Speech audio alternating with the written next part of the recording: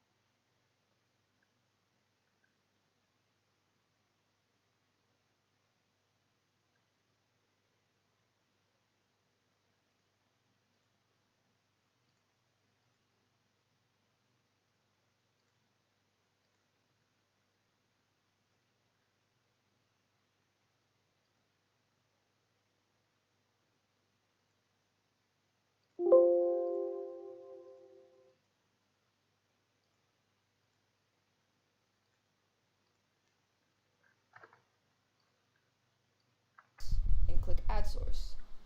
Now mine is already set up, but if you're adding a new source, it's going to ask you which one you want to use, and you will go to device, and mine is Logitech HD webcam C2720. You want to go down here, make sure everything is the way you want it. You want it to capture the video and the audio, or if you just want it to capture the video, click done, and it'll be right here. Now to get this, your face cam to be over your back delay or your gameplay, you want to click on it and drag it down, and your face should appear, but in this situation it is not. So if this ever happens, you want to go to properties, and you want to make sure that your face cam is connected. So my face cam is on.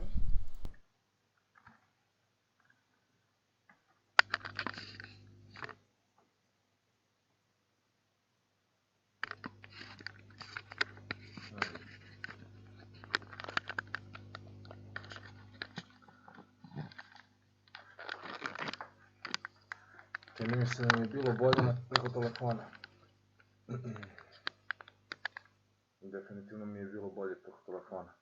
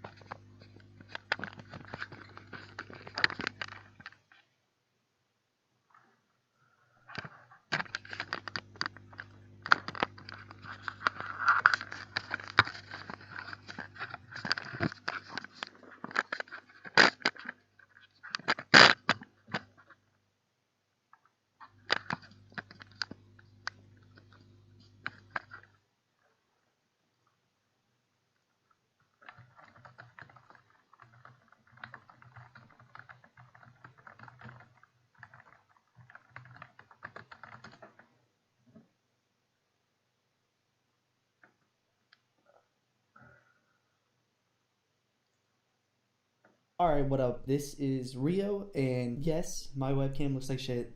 This is why I'm making this video. This is going to be OBS tips and tricks 1. Probably the only thing I'm going to talk about in this one, because I see so many of my friends who stream. I know they can make their stuff better. In one way, always, and this is a huge one, is when using face cam. Like, if you can tell, you see like the lights a little weird, you can see like ghosting in my movements. I want to go over some of the things that you can do to help that.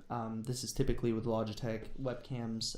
I'm pretty sure this applies to most webcams. I really want to talk about this because this is one thing that I've helped a lot of friends with that just really improves the quality of the stream. This is going to be a little weird. I don't do these videos very much, but I really wanted to do this just to help friends. Yeah, let's do it. So I'm going to downsize this a little bit, just so you can see my OBS. This is OBS Studio. If you guys want, I can show basics of OBS. I can do other stuff, but this is like the extra push, just because this actually released look like trash in my opinion. I open OBS, and this is what I usually do. So I'll go to properties. Right here, people will be like, my webcam's square and I don't know what to do. Well, this is pretty self-explanatory. You'll want to change this to either 720p or 1080p, whichever. And 720p, a lot of webcams don't have 60 FPS, but with these settings you can push it to make it look like maybe like 45 FPS, and it makes it look a lot smoother. So I'd recommend, even if you have a 1080p 60 webcam, to go ahead and push 720p. 720p looks great, especially if you're streaming at 720p. It looks perfectly fine. So do 720p and then change this to highest FPS.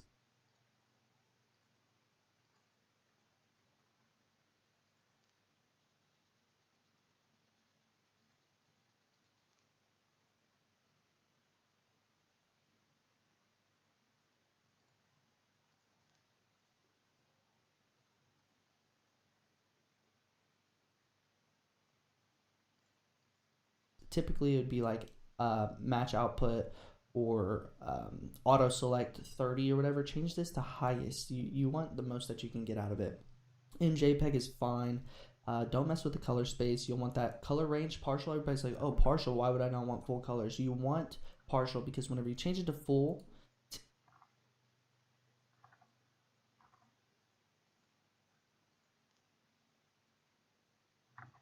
typically it adds like a white like film to it. It didn't this time. I just wanted to try it, but it didn't this time. Oh, maybe because it, you know, it's hard to say sometimes, but like I think it adds like a white film. Partial always looks better. Buffering, auto detect. Don't mess with buffering. And then audio output mode, you don't really need to worry about. You're typically using an external mic anyway, not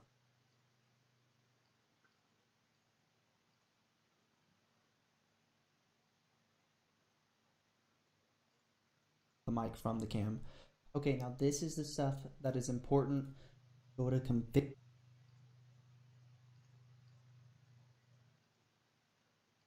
Your video, and typically white balance is checked. For some reason it's not this time, but typically I don't mess with any of this stuff because the colors will look better after we do this. So white balance, if you have a white bulb, like I do, I have a white bulb, I'll take this white balance and move it farther to the right to add like a yellow, because if you check this out, if you move it left, it adds white, so it makes mine look really washed out.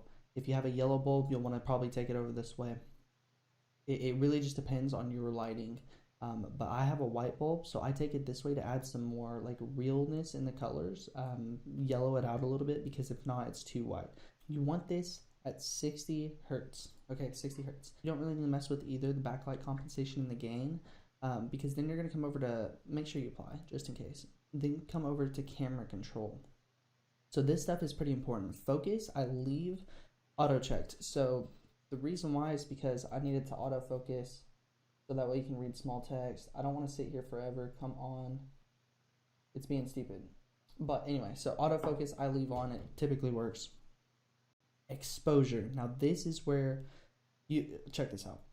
If I bump this up, it lets in more light, but do you see the frame rate just goes to trash?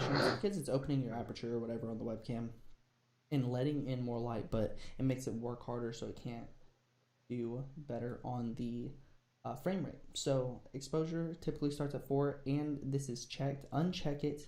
I take mine down to 5, and like you can still see like the movement's not quite right. Oh, well, it went back up to 4. Oh, there we go. So it's good. Normally what I'll have to do is I'll hit apply. Okay, I leave low light compensation on. Don't mess with the pan until low light compensation really doesn't matter too much. But what I usually do is click apply. Okay, and then I'll have to go here, deactivate my webcam,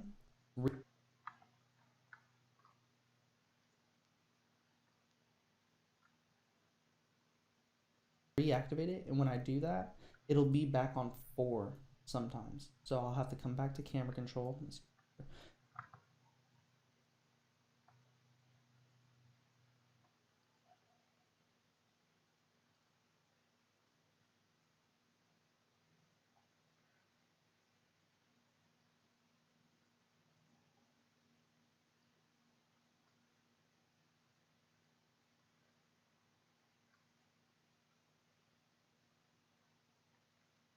Ok.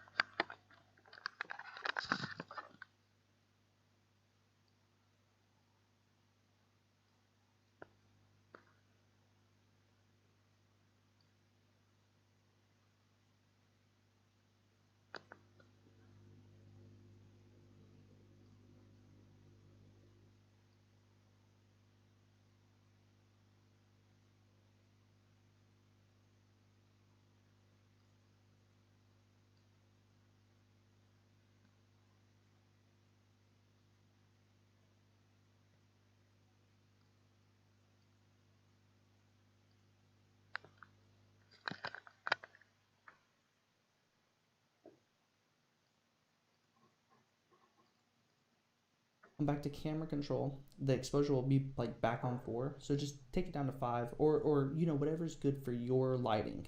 The more lighting you have, I wouldn't say necessarily the more lighting you have, better, but lighting is huge. It's a lot easier to invest in a $10 lamp rather than a new webcam and still have the same issues because your lighting's not good. So just go get a cheap lamp. I'll even show you mine real quick.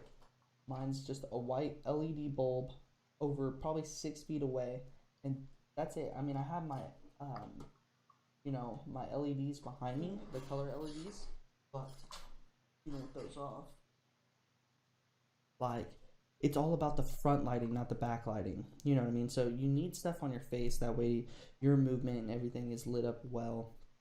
And yeah, I mean, really, just get a cheap lamp, and that will help significantly put it in front of you.